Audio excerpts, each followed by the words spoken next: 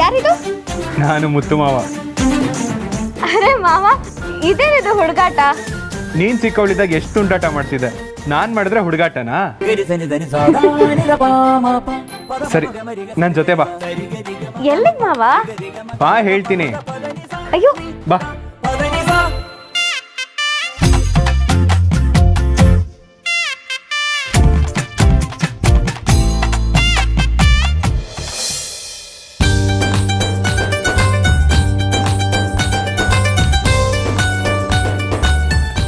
ಮಾವ, ಇಡೀ ಅಂಗಡಿನ ತಂದ್ಬಿಟ್ಟಿದ್ದೀರಾ.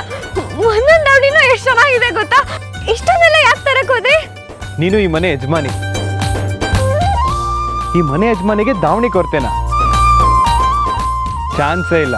ನೀನ್ ಯಾವತ್ತೂ ಆ ರೀತಿ ಅನ್ಕೋಬಾರ್ದು. ನಿನಗೆ ಈ ಮನೇಲಿ ಯಾವುದೇ ಕೊರತೆ ಆಗ್ಬಾರ್ದು ಅಂತ ಹೇಳಿದ್ದೆ, ನೆನಪಿದ್ಯಾ? ದಾವಣಿ ವಿಚಾರದಲ್ಲೂ ಅಷ್ಟೇ, ಅದಕ್ಕೆ ಇದೆಲ್ಲ.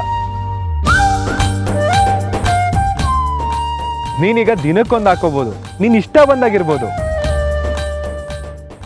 ಬರೀ 4 ದಾವಣಿ ಇದೆ ಅಂತ ಯೋಚನೆ ಮಾಡೋ ಅವಶ್ಯಕತೆ ಬರಲ್ಲ. ಹೇಗೆ, ಸೂಪರ್ ಅಲ್ಲ?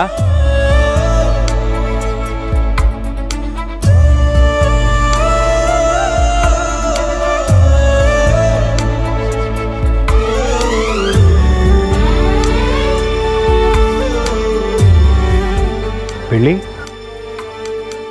ಏನಾಯ್ತು? ನನ್ನ ಕಡೆ ನೋಡು. ಅಳ್ಬಾರ್ದು. ಇಷ್ಟ ಆಗ್ಲಿಲ್ವಾ? ದೇವ್ರು ಕೊಟ್ಟಿದ್ದನ್ನ ಯಾರಾದ್ರೂ ಇಷ್ಟ ಪಡದೆ ಇರ್ತಾರ ಮಾವ.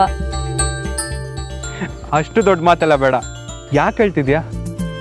ನೀವ್ ಇಷ್ಟೊಂದು ಕಾಳಜಿ ಪ್ರೀತಿ ತೋರ್ಸಿದ್ರೆ ನನಗೆ ಹೇಗಿರ್ಬೇಕು, ಏನ್ ಮಾತಾಡ್ಬೇಕು ಅಂತಾನೆ ಗೊತ್ತಾಗಲ್ಲ ಮಾವ. ಒಂದೊಂದ್ಸರಿ ಆ ದೇವ್ರು ನನಗೆ ಯಾಕೆ ಇಷ್ಟೊಂದು ಕಷ್ಟ ಕೊಡ್ತಾನೆ, ನನ್ನ ಮೇಲೆ ಯಾಕೆ ಅಷ್ಟೊಂದು ಕೋಪ ಅಂತ ಯೋಚನೆ ಮಾಡ್ತಿರ್ತೀನಿ. ಆದ್ರೆ ಆ ಎಲ್ಲ ಕಷ್ಟನೂ ಮರ್ಸೋ ಮುತ್ತು ಮಾವನ ಕೊಟ್ಟಿದ್ದಾರೆ. ಇನ್ ನನಗೇನ್ ಬೇಕು ಮಾವ? ಮಾವ, ನೀವು ನನ್ನ ಶಕ್ತಿ ಮಾವ, ನನ್ನ ಧೈರ್ಯ. ನೀನು ಈ ರೀತಿ ಧೈರ್ಯವಾಗಿದ್ರೆ, ನಗು ಮುಖ ಇಟ್ಕೊಂಡಿದ್ರೆ, ನನ್ನ ಮನ್ಸಿಗೆ ಭಾರ ಆಗೋಂಥ ವಿಷಯ ಕೂಡ ತುಂಬ ಚಿಕ್ಕದಾಗಿ ಕಾಣಿಸುತ್ತೆ.